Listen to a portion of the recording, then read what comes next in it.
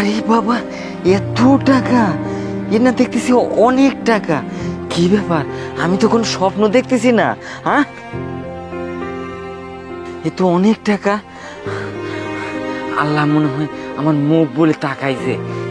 যে আমার মেয়েটা তো অনেক অসুখ, আর অনেক টাকা লাগবে। আর যে টাকা আছে এ দ্বিগুণ টাকা। আর ডাক্তার সাহেব বলেছে যে 10,000 টাকা লাগবে। না, এখানে তো অনেক টাকা আছে।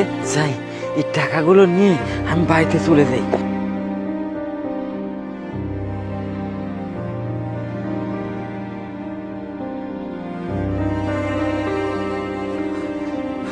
মারে,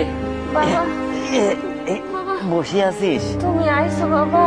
সারাদিন আমি একা একা বাড়ি, তুমি কই কই করতেছো? আমার শরীরটা তো আর কুলাইতেছে না বাবা। আমার তো অনেক খারাপ লাগতেছে, আমি আর পারতেছি না।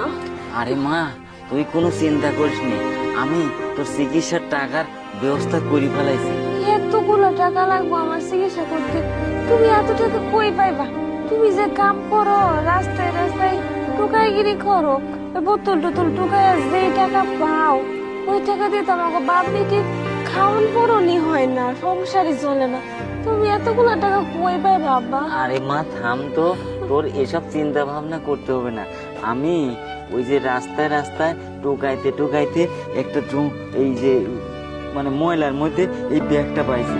এই ব্যাগ? হ, এই ব্যাগ কি আছে এই ব্যাগের মধ্যে? এই ব্যাগটা খুলে দেখি অনেক টাকা রে মা। কি কি কি কও বাবা, দেখি।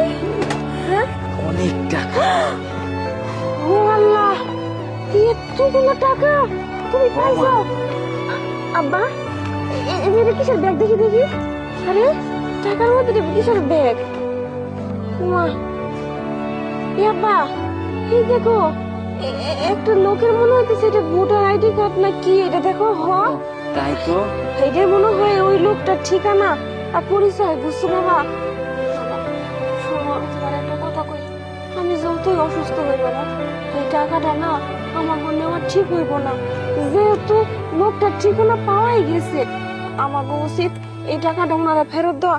তাছাড়া এই টাকা দিয়ে যদি তুমি আমার চিকিৎসা করো আব্বা, এই টাকা আমাকে সহ্য হইব না।